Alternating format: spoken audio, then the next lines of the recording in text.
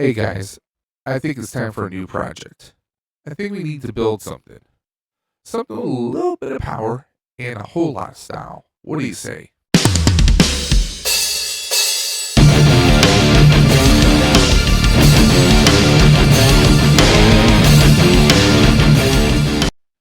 Hey guys, welcome back again to Dave's Dimension. Welcome back again for another video. Welcome back again to the channel that is your home for tech, toys, and talk. And of course, the channel where chaos and insanity will always reign supreme.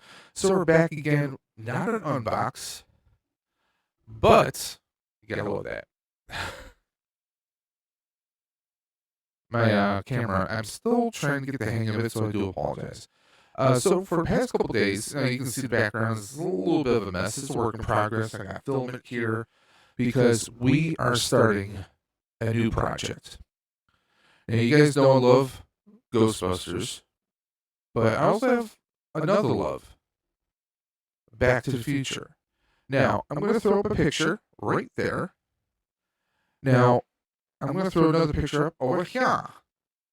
Now, going back a couple years ago, several years ago, before the pandemic, when this channel, even I think it might have been before, just before the channel started, I did my first cosplay ever.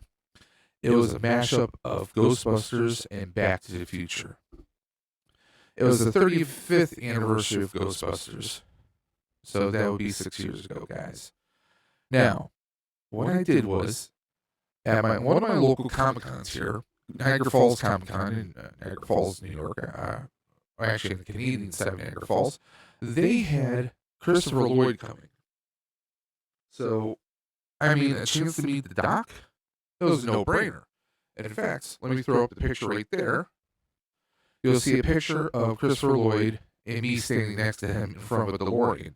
Now, I was, if you notice, a lot bigger than what I was now. I think I was about 100, 120 pounds heavier. And it was my first time doing a cosplay.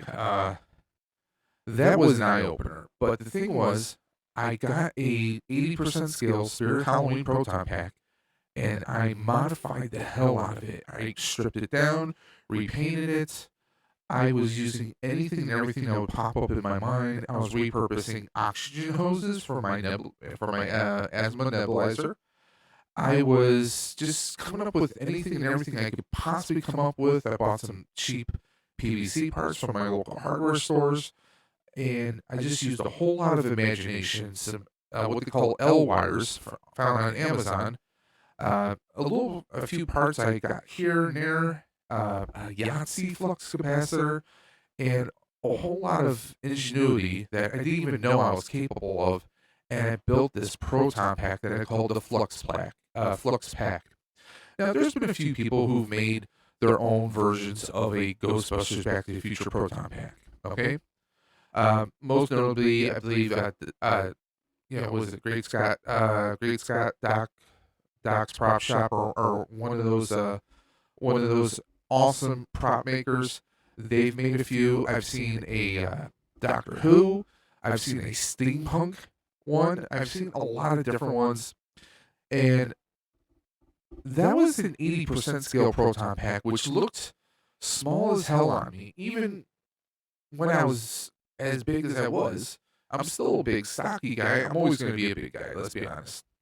So this time around, I've been saying for a long time I want to build a new one, because I sold my Flux Pack to fund the Ben and Ken pack, which is the one you see directly behind me.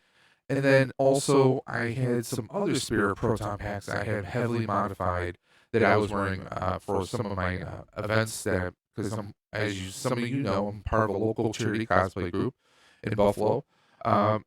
And I wore those packs to those events, but I sold a couple of them to fund the HasLab. But if you notice, my HasLab is heavily modified as well, and it's a work in progress. So this year, Fan Expo Toronto in August, they currently have slated Christopher Lloyd and Michael J. Fox, Doc and Marty. Now, yes, I already have a photo of Doc, and I have an autograph from Michael J. Fox fully authenticated Funko Pop with his signature on it. But what would be even better if I can get a picture of me now, you know, good 100 and change pounds lighter than I was. What would be better, me now, and also if I could build a 1-to-1 scale proton pack. I mean, I have my 3D printer. I've 3D printed some small props before, right? So I have already begun printing parts.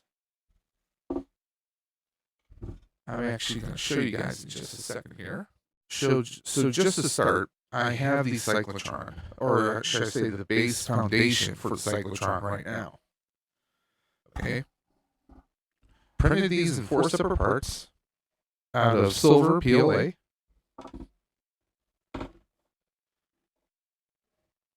This right here is the dead center bottom of it.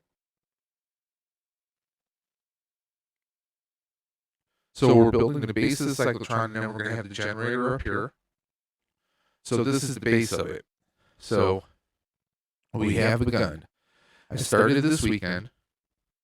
And by the way, today's date is April 13th. So we have 4 months and change for me to finish this pack. The question is, can I? It's one thing to 3D print the pack, but it's another thing to actually build it. I mean, I can 3D print the parts, and mind you, I'm no pro. There's some amazing people out there, like Millennium Workshop and a whole host of others. And actually, I have reached out to Millennium Workshop for a few tips and tricks, such as what's the best bonding glue to use, and also I want to avoid the obvious lines that you're going to have, right? I want to see if I can avoid those. I know some people use bonding putty or Bondo itself, but also, aside from building everything, I mean, I've been downloading tons of 3D files for Back to the Future themed stuff and also the Ghostbuster parts. I have all the parts courtesy of the Q Pack files found online, of course. I downloaded all those files, so I have all the little grommets, every little piece I need to build a proton pack and a neutrino wand. However, I still need to do the electronics. The question is, do I want to go through GB Fans? That's probably going to be the most simplest way to go. I'll probably be spending $70 on the light kit for the pack, another $70 or so for the soundboard, and not even counting another $60 or $70 potentially for the electronics for the wands, for the neutrino wand itself. So I'm already going to be spending a ton of money on the proton pack. Now, one person said, "Hey, couldn't you just cannibalize your electronics out of your existing Benekens?" I could, but I don't want to. I still need a functional pack right now for when I do events, so I don't want to cannibalize that. Plus, that is kind of a diehard pack. I don't want to cannibalize anything out of it. So, as an alternative, while I'm 3D printing everything, I am also looking for a full-size, 1-to-1, full-size Spirit Halloween proton pack. But the problem is with that is they're about $250 plus tax and shipping. With the dreaded tariffs, who knows what that can do to the cost of it. So, but right now we are in the phase of working the Flux Pack. Now, my idea for the Flux Pack is I do plan on including the time circuits display from Back to the Future.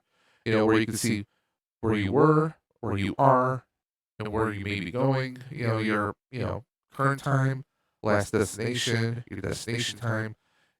All that. I want to include a keypad for entering in those time circuit controls.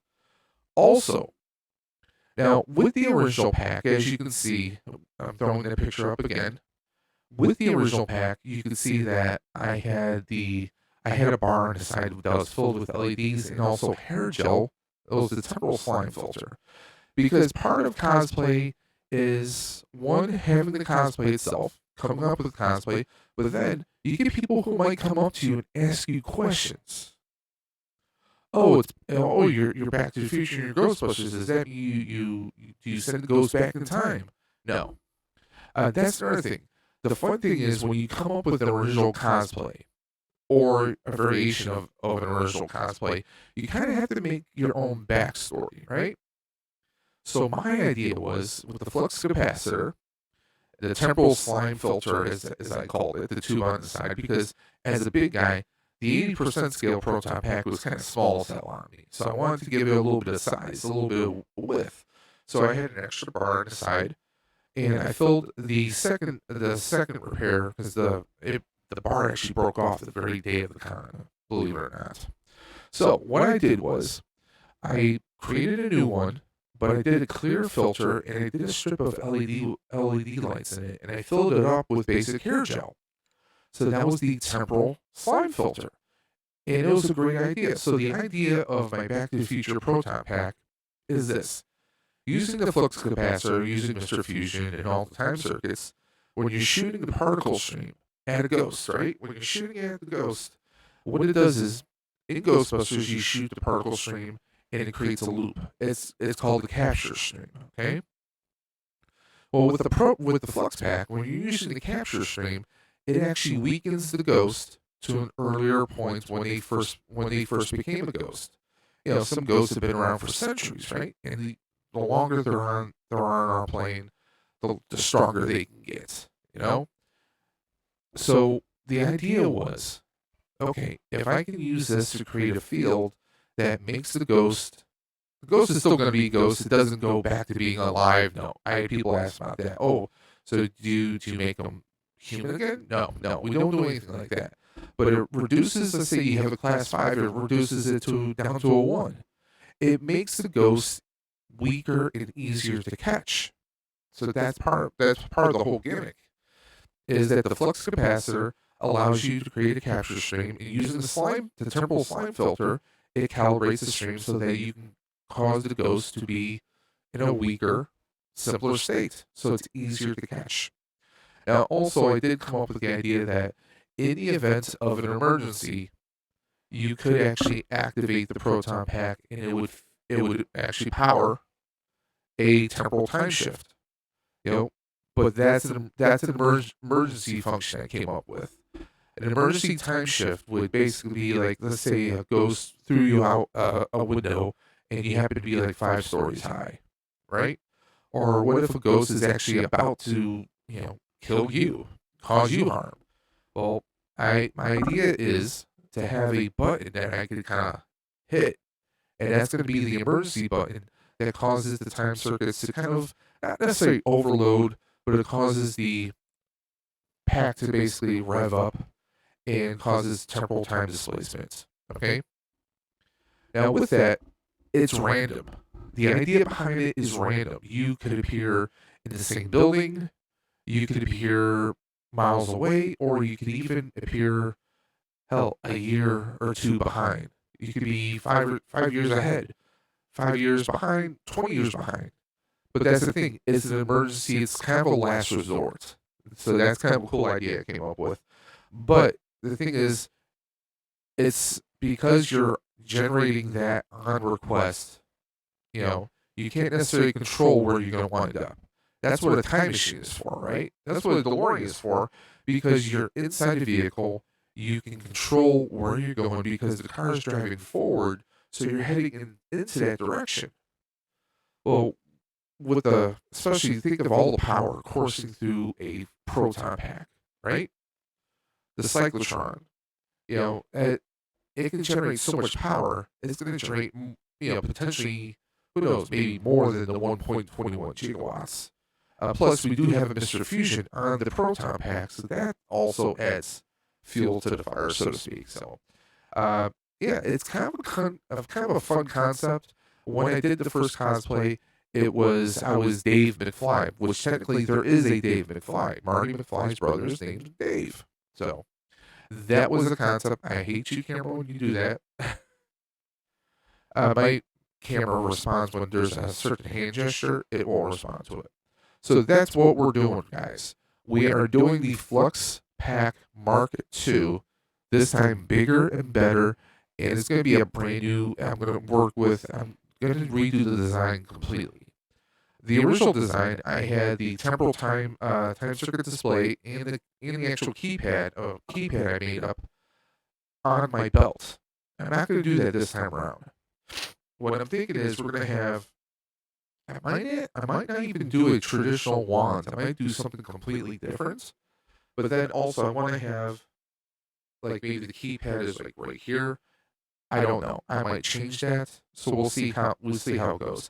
I've seen people do the time circuits on the proton pack itself, which it is a cool idea. Also, I've seen people do the keypad on the proton pack. Now, if you're a Ghostbuster, that means you gotta take your proton pack off and then hit your, enter in your coordinates before you can do anything. To me, personally, that's not something that I'm jiving with. It's not something I want to do. I think if you're entering your coordinates, you should be accessible on some kind of a keypad on your waist, or maybe something you have on your wrist.